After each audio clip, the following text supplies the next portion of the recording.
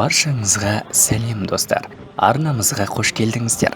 Біздің арнамызда шыққан өткен видеомызда Кариб теңізі қарақшылары фильміндегі Джек Баравей рөлі мұсылман жанның өміріне негізделе отырып, шынайы тарих бұрмаланып түсірілгені жайлы айтқан болатынбыз. Сол видеоның астына өз пікірлеріңізді білдіріп, ислам тарихына деген қызығушылықтарыңызды білдірулеріңіз маған үлкен күш берді. Біз бүгін мұсылман теңіз қолбасшылары, ағайынды барбароссалар, ислам флотын әлемдегі ең мықты теңіз әскері қалай қылғаны туралы айтатын боламыз. Осы видеоның астына өз пікіріңізді қалдырып, видеоны әлеуметтік желіде достарыңызбен бөлісіп, видеоның таралуына өз қолдауларыңызды көрсетулеріңізді сұраймыз. Ендеше біз бастаймыз. Қазіргі таңда адамдардың басым бөлігі адами құндылықтарынан ажырап, тасбауыр болуының себебі интернеттен жаңалықтардан көрсетілетін негативтер мен қантөгіс адам өлтіретін фильмдермен тікелей байланысты. Олар біздің еліктейтін батырымыз болмауын қалауы себепті түрлі құйтырғы әрекеттер жасауда. Қазіргі таңда кімнен болсын Пирати Карибского море фильміндегі атақты пираттарды атауын сұрасаңыз, сөзсіз қызыл сақалды Барбаросса деп жауап береді. Ол фильмде оны қатыгез қылып көрсеткенімен, шын мәнінде ол атақты мұсылман қолбасшысы болған. Ол Андалусиядағы жәбір көріп жатқан мыңдаған мұсылманға азаттық сыйлап, христиандардың қолынан құтқарған. Бұл ерлікке толы оқиға Осман империясының бірінші халифасы Селим және албандық Аруш Барбароссаның кездесуімен басталды. Сұлтан Селим онымен кездесуінде оған жерорта теңізін басып өтіп, Андалусиядағы мұсылмандарды құтқару керектігін айтады. Бұл тапсырма шын мәнінде орындалуы аса қиын еді. Себебі жерорта теңізі мұсылмандардың дұшпаны Испания, Португалия, Италия кемелері күзететін еді. Аруждың ендігі мақсаты осы кемелердің көздеріне түспестен Түркиядан Андалусияға дейін жету болды. Аруж белгіленген нүктеге аман есен жетіп, қаладағы шіркеулерге күтпеген жерден кіріп, поптарды қолға түсіреді. Себебі мұсылмандар қаланың қай жеріне тұтқында екен тек осылар білетін еді. Мұсылмандардың орнын анықтағасын Аруж оларды күндіз емес, түнде алып шығуға дайындық жасайды.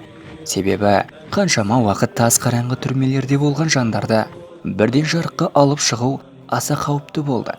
Қаладан мұсылмандарды алып шыққасын Аруж кемені қазіргі Түркияға қарай емес, Алжир жеріне қарай бұрады. Оған себеп тез арада құрлыққа жетіп, жағдайы нашар жандарға көмек көрсету керек еді. Танымал актер Том Круз орындалмас миссия фильмі түсірілімдері өткен мына бір ғимарат арабтардың туристік мақтанышына айналып кетті.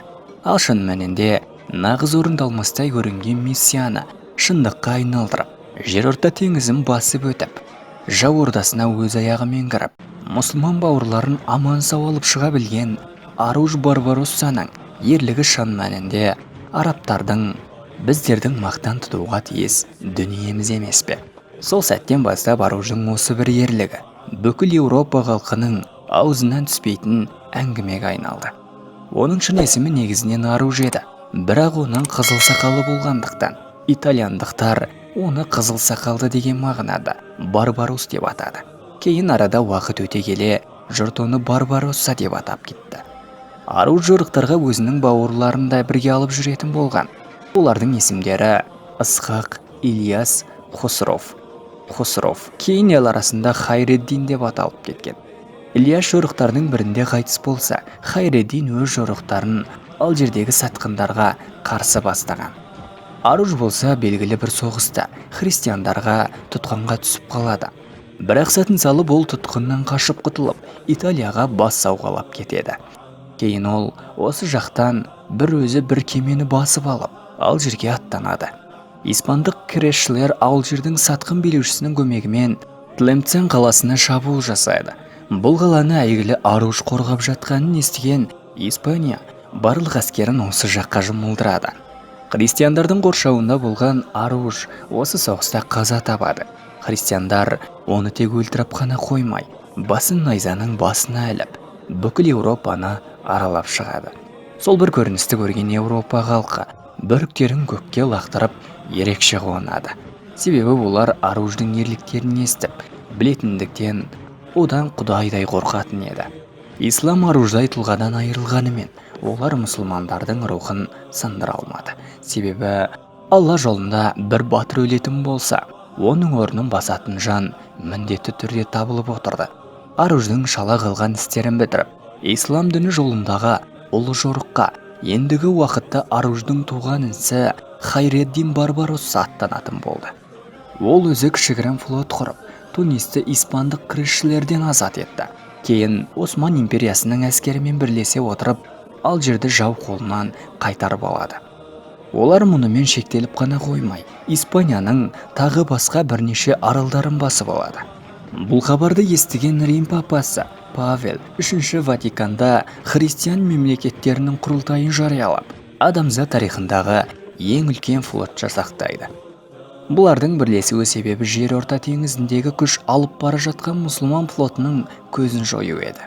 Христиандарда сол уақытта 600 кеме, 60 мың әскер, әрі қолбасшылары сол заманның ең мықты қолбасшысы адмирал Андре Дория болды. Ал мұсылмандар тарапында 122 кеме, 22 мың әскер болды. Бұл екі флот 1538 жылы кездесіп, Перевездегі шайқас орын алды. Сіз осы бір жылды есіңізде сақтап алыңыз, себебі бұл соғыс ислам тарихындағы ең маңызды соғыстың бірі болатын. Осы соғыстың нәтижесінде олардың санының көптігіне қарамастан Хайреддин Барбаросса жеңіске жетті. Бұл соғыстың мерзімі 5 сағатқа да жетпеген. Жеңілгенін сезген адмирал Андре Дория жанын сақтап қалу үшін кері шегінеді. Осыдан кейін Осман флоты Жерорта теңізіне өз билігін орнатып, 3 ғасыр бойы су бетіне үкім етті. Осы сәттен бастап христиан кемелері Жерорта теңізінен өткен үшін мұсылмандарға салық төлейтін болған. Хайреддин мұнымен тоқтап қалмады. Ол Андалусиядағы мұсылмандарды құтқаруға ат салысып, көп көмегін тигізген. Дәл осы Андалусия халқы діннің мейірімі деген мағынадағы Хайреддин есімін берді. Селим патша қайтыс болғаннан кейін Осман империясының тағына Сүлеймен патша келісімен Хайреддинді барлық Осман империясының адмиралы қылып тағайындайды. Бұл тарихта да қазіргі таңда Европа елдері бізге бұрмалап басқалай жеткізуге тырысып бағуда. Ал біз сіздерге нағыз шынайы тарихты жеткізуге тырыстық. Видео ұнаған болса, арнамызға жазылып, лайк басуды ұмытпаңыз. Сіз үшін құттықтаймыз.